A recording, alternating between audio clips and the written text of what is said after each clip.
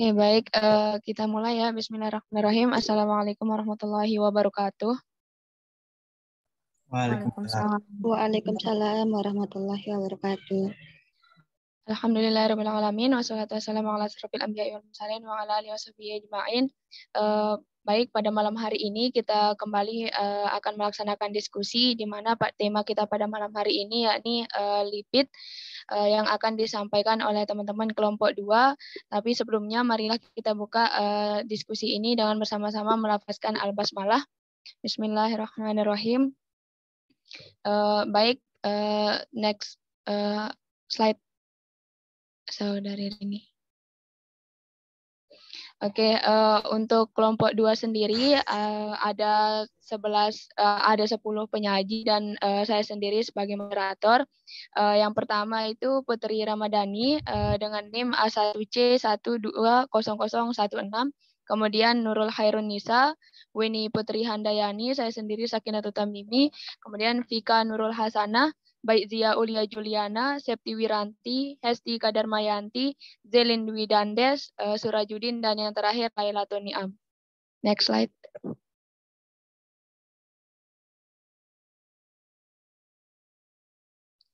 Baik, untuk penyaji pertama yang akan disampaikan oleh Saudari Lailatul Niam, kepada Saudari Lailatul Niam disilakan.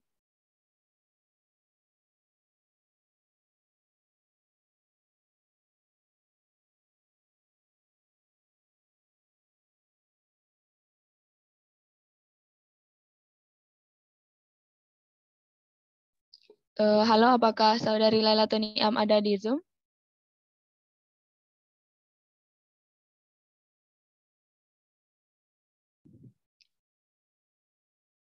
Baik, sepertinya Saudari Lailatul Niam belum masuk Zoom. Kita lanjut, diganti saja oleh Saudari Baizia Ulia, kepada Saudari disilakan. Oke, terima kasih moderator. Yang pertama itu terkait penjelasan lipid. Kata lemak berasal dari bahasa Yunani atau Gres, lipos. Dalam bahasa Inggris berarti lipid. Lipida merupakan senyawa organik yang banyak ditemukan dalam sel jaringan. Tidak larut dalam air, larut dalam pelarut nonpolar. Lipid bersifat nonpolar atau hidrofolik. Penyusun utama lipida adalah trigliserida, yaitu ester gliserol dengan 3 asam lemak yang bisa beragam jenisnya. Contoh lipid sederhana antara lain itu seperti lemak atau fat yang merupakan ester asam lemak dengan gliserol. Yang kedua, minyak atau oil adalah lemak dalam keadaan cair.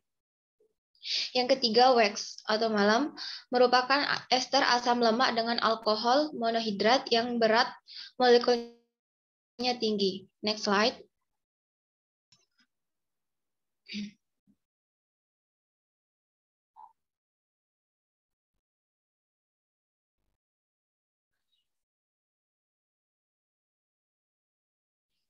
Yang kedua, penjelasan lemak. Salah satu senyawa organik golongan ester yang banyak terdapat dalam tumbuhan, hewan, atau manusia. Lemak merupakan turunan karboksilat dari ester gliserol yang disebut gliserida yang berupa trigliserida dan trasilgliserol. Lemak yang pada suhu kamar berbentuk cair disebut minyak. Biasanya digunakan untuk yang berwujud padat.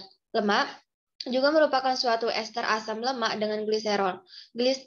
Gliserol adalah suatu hidroksil alkohol yang terdiri atas 3 atom karbon, di mana setiap atom karbonnya memiliki gugus OH. Satu molekul gliserol dapat mengikat 1, 2, atau 3 molekul asam lemak dalam bentuk ester yang disebut monoserida, diglycerida, atau trigliserida. Next slide.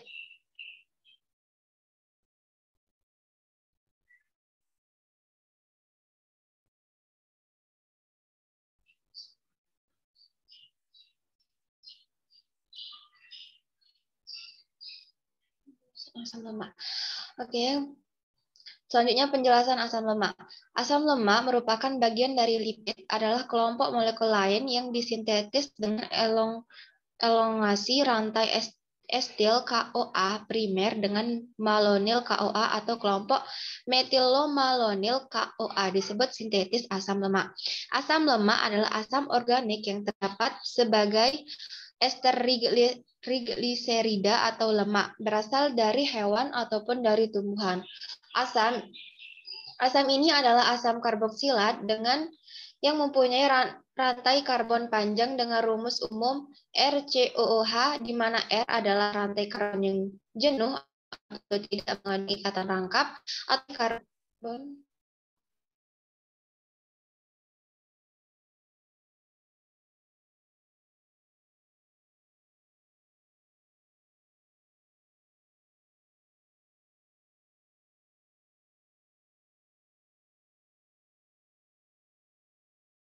Halo, Saudari Baizia.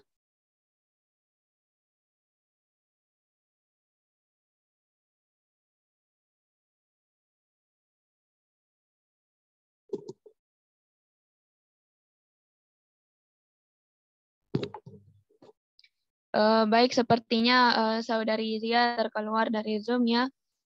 Akan dilanjutkan oleh Saudari Laila Tuniam yang sudah bergabung di grup di Zoom. Halo, Saudari Laila Tuniam.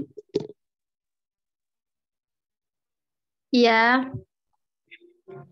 Baik, silakan dilanjutkan. Oke, sebelumnya apakah suara Oke, moderator, terima kasih. Sebelumnya apakah suara saya terdengar jelas? Iya, sudah. Ya, sudah terdengar jelas. Oke, saya ulangi. Jadi penjelasan asam lemak. Asam lemak merupakan bagian dari lipid, kelompok molekul lain yang disintesis dengan elongasi rantai asetil-CoA primer dengan malonil-CoA atau kelompok metil-malonil-CoA disebut sintesis asam lemak. Asam lemak adalah asam organik yang terdapat sebagai ester trigliserida atau lemak yang berasal dari hewan ataupun dari tumbuhan. Asam ini adalah asam karboksilat dengan mempunyai rantai karbon panjang dengan rumus umum RCOOH, di mana R adalah rantai karbon yang jenuh atau tidak mengandung ikatan rangkap, atau rantai karbon tidak jenuh atau mengandung ikatan rangkap, dan pada umumnya asam lemak mempunyai jumlah atom karbon genap. Next slide.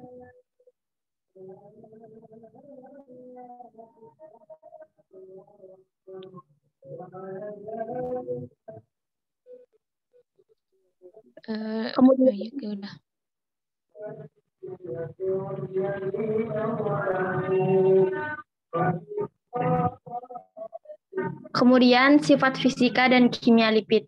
Sifat fisika yang pertama tidak larut dalam air, tapi larut dalam satu atau lebih dari satu pelarut organik. Kemudian yang kedua ada hubungannya dengan asam lemak dan esternya.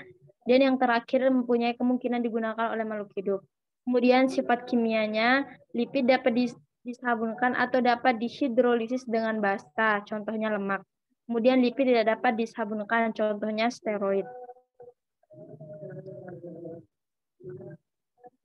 Next slide. Kemudian karakteristik lipid.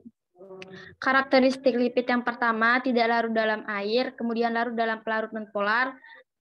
Struktur kimianya gliserol plus asam lemak, terdiri dari 98 sampai 99% trigliserida, kemudian komponennya heterogen, titik leleh rendah, dan terbentuk emulsi yang tidak stabil jika dicampurkan dengan air. Untuk stabilnya diperlukan emulgator.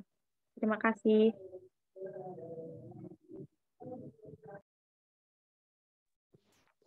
Baik, terima kasih Saudari Laila Tuniam. Slide selanjutnya akan dijelaskan oleh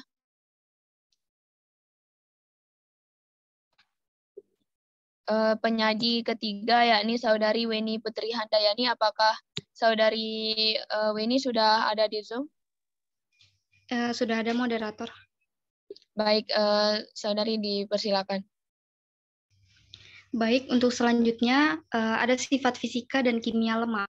Untuk sifat fisikanya, jika berasal dari hewan berupa zat padat atau jenuh, jika berasal dari tumbuhan itu berupa zat cair atau tak jenuh.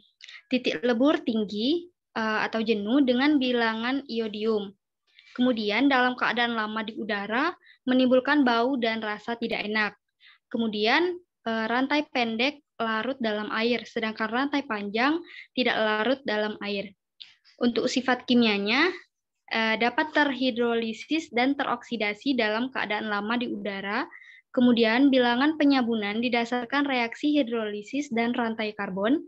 Kemudian asam lemak tak jenuh mengalami halogenasi pada ikat rangkap.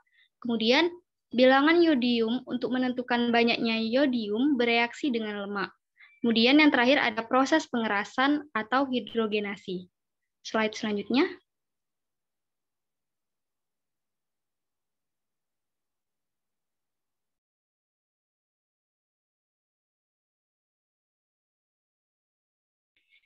Baik, bisa teman-teman sekalian lihat, ini merupakan struktur lipid, di mana bisa kita lihat di bagian atas adalah kolesterol dan asam oleat, kemudian struktur bagian tengah adalah trigliserida yang terdiri dari rantai oleoil, stearoil, dan palmitoil yang melekat pada kerangka gliserol. Kemudian di bagian bawah adalah fosfolipid yang umum, yaitu fosfatidilkolina. Next.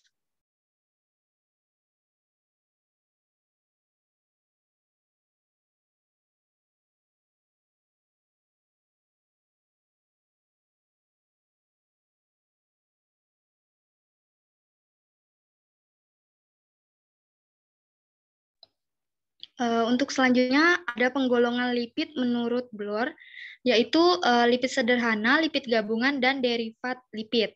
Untuk lipid sederhana itu ada ester asam lemak dengan berbagai alkohol, contohnya lemak atau gliserida dan lilin. Untuk lipid gabungan itu ester asam lemak mempunyai gugus tambahan, contohnya fosfolipid dan serobrosida. Kemudian derivat lipid itu senyawa yang dihasilkan dari hasil hidrolisis lipid, contohnya asam lemak, gliserol, dan sterol. Terima kasih, saya kembalikan ke moderator. Baik, terima kasih Saudari Weni. Selanjutnya yang sebagai penyaji keempat, yakni Saudari Nurul Khaironisa, kepadanya disilakan. Baik, terima kasih moderator. Di sini saya akan menjelaskan struktur umumnya. Nah, pada gambar di samping, R1 COOH, R2 COOH, dan R3 COOH adalah molekul asam lemak yang terikat pada gliserol. Ketiga molekul asam lemak itu boleh sama, atau disebut asam lemak sederhana, dan boleh berbeda atau disebut lemak campuran. Lanjut.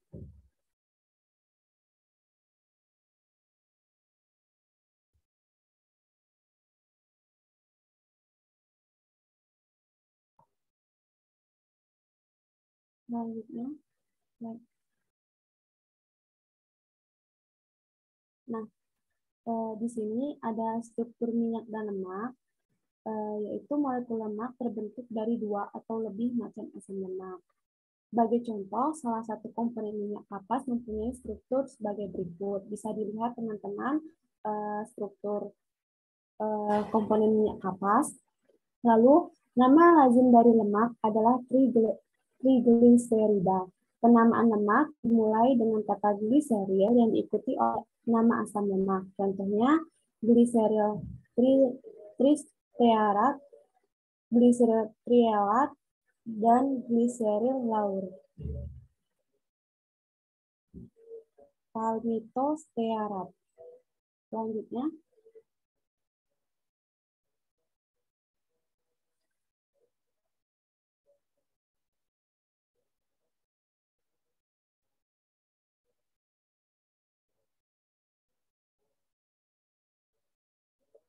nah, untuk struktur asam lemak jenuh bisa dilihat di gambar. Asam lemak yang tidak mempunyai ikatan rangkap pada strukturnya, ikatan tunggal atom karbon C, di mana masing-masing atom C ini akan berikatan dengan atom H.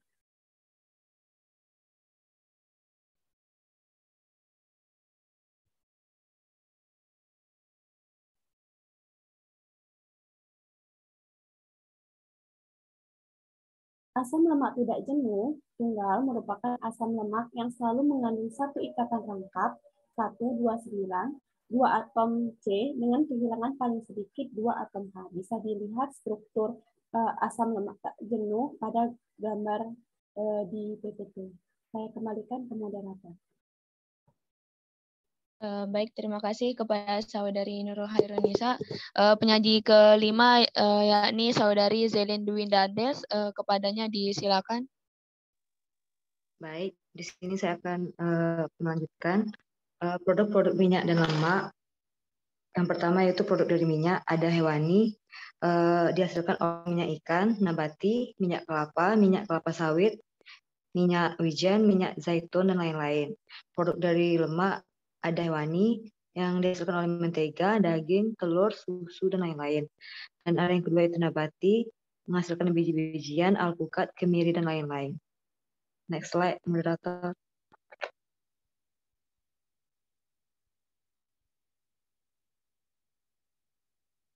Reaksi lipid, minyak, dan asam lemak.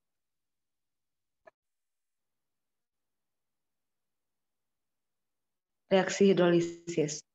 Hidrolisis dengan alkali disebut dengan karena salah satu hasilnya adalah garam asam lemak yang disebut sabun. Reaksi hidrolisis lemak atau lipolisis adalah reaksi pelepasan asam lemak bebas atau free fatty acid dari gliserin dalam struktur molekul lemak.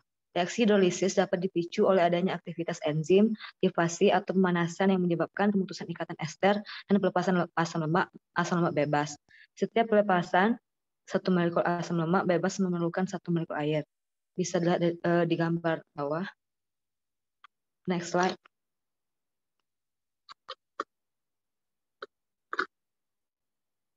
Berikutnya yaitu reaksi yodium atau halogenasi. Asam lemak tak jenuh, baik bebas maupun terikat sebagai ester di dalam lemak atau minyak, mengadisi halogen I2 atau Br2 pada ikatan rangkapnya karena derajat absorpsi lemak atau minyak sebanding dengan banyaknya ikatan rangkap pada asam lemaknya. Maka jumlah halogen dapat bereaksi dengan lemak dipergunakan untuk menentukan derajat ketidakjenuhan. Bilangan yodium adalah bilangan yang menyatakan banyaknya gram yodium yang dapat bereaksi dengan 100 gram lemak. Yodium dapat bereaksi dengan ikatan rangkap dalam asam lemak. Tiap molekul yodium mengadakan reaksi adisi pada suatu ikatan rangkap. Semakin banyak ikatan rangkap, maka makin besar pula bilangan yodium. Saya kembalikan ke moderator. Baik, terima kasih kepada Saudari Zelin. Penyaji ke-6 yakni Saudari penyaji ke-6 yakni Saudara Surajudin, kepadanya disilakan.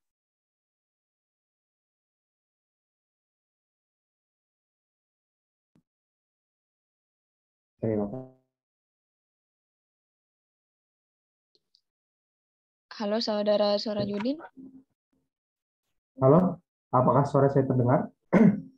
Ya, sudah. Maaf ya, terkendala jaringan. Baik, saya lanjut.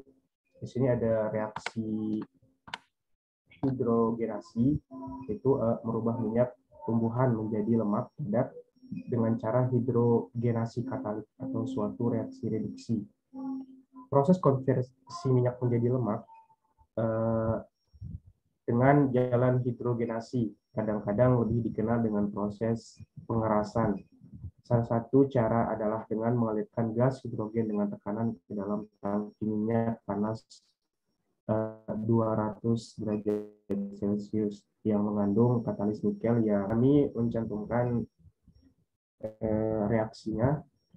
Bisa dilihat teman-teman, agar tidak memakan waktu, bisa dilihat dulu. Oke, next.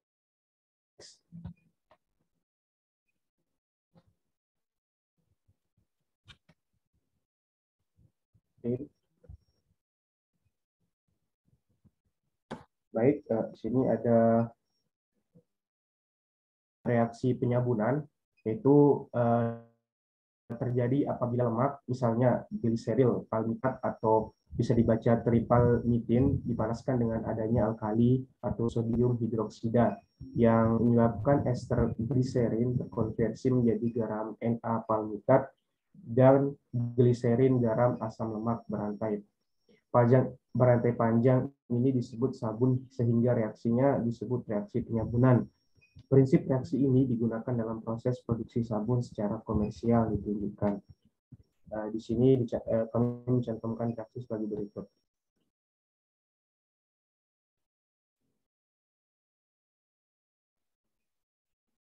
Baik, next. Yang ketiga ada reaksi esterifikasi, yaitu suatu ester dapat dibentuk secara langsung antara asam karboksilat dengan alkohol yang disebut reaksi esterifikasi yang bertujuan untuk mengubah asam-asam lemak dari trigliserida dalam bentuk ester. Reaksi ini dilakukan melalui reaksi kimia yang disebut intraiterifikasi, yaitu pertukaran ester yang didasarkan atas prinsip transesterifikasi Friedel-Crafts. Sehingga melalui prinsip ini, hidrokarbon rantai pendek dalam asam lemak dapat mengakibatkan bau yang tidak enak. Di sini ada reaksinya sebagai berikut, bisa dilihat teman-teman. Oke, next.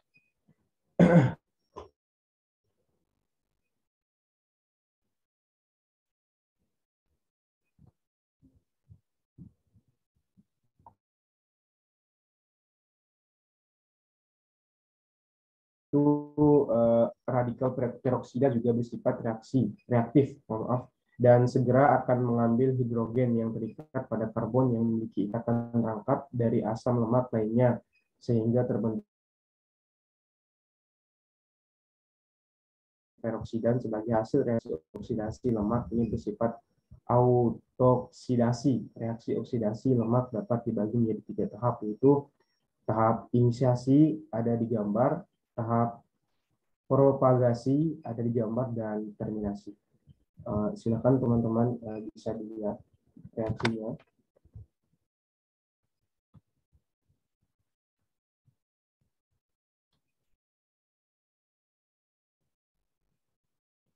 Baik, next.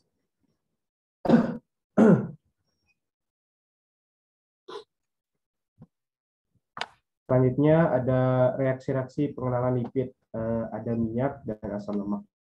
Di sini ada 3 uji. Yang pertama ada uji kelarutan, uji acrolein, dan yang terakhir ada uji kejenuhan.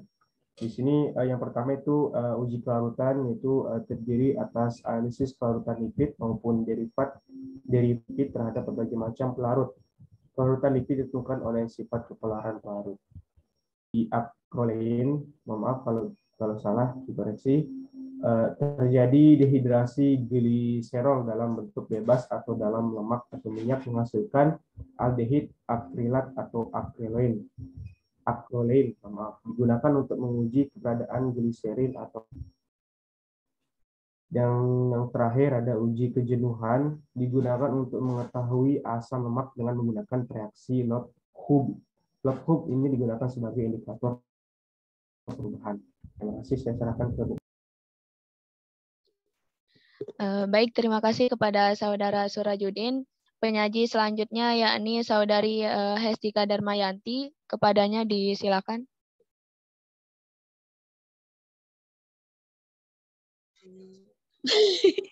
Baik, terima kasih kepada moderator. Di sini saya akan menjelaskan reaksi-reaksi pengenalan lipid, minyak, dan asam lemak yang terdiri dari 3 uji. Yang pertama, uji ketengikan. Diidentifikasi lipid mana yang sudah tengik dengan yang belum tengik, yang disebabkan oleh oksidasi lipid. Minyak yang akan diuji dicampurkan dengan HCl. Yang kedua yaitu uji salkosid. Kolesterol dilarutkan dengan kloroform. Lalu dengan volume yang sama ditambahkan asam sulfat. Asam sulfat berfungsi sebagai pemutus ikatan ester lipid. Yang ketiga yaitu uji Lebem-Bukir, di mana mengidentifikasi adanya kolesterol dengan penambahan asam sulfat ke dalam campuran. Reaksi positif ditandai dengan adanya perubahan warna. Dipindah slide-nya.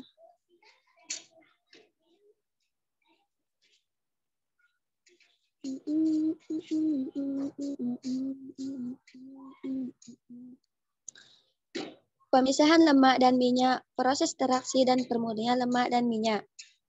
Proses ekstraksi dapat dilakukan dengan cara pengepres dan pemanasan.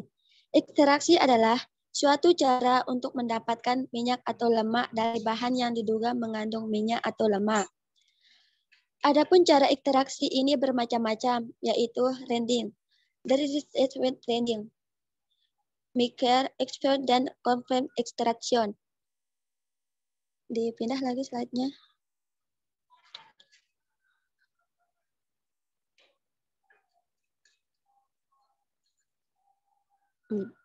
Yang pertama itu rendering.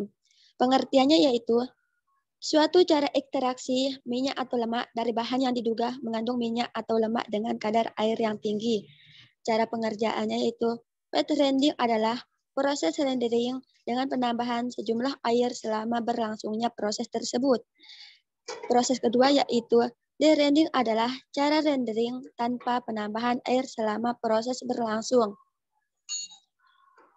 Dipindah slide-nya.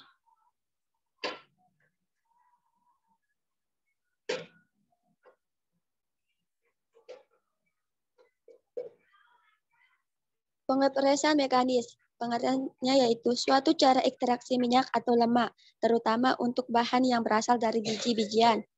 Cara pengerjaannya itu yang pertama, pengepresasi hidraulik, bahan dipres dengan tekanan sekitar 2000 volts. Sedangkan cara pengerjaan yang kedua yaitu pengepresan brush. Cara ekspresi memerlukan perlakuan pendahuluan yang terdiri dari proses pemanasan atau tempering. Proses pemanasan berlangsung pada temperatur 240 derajat.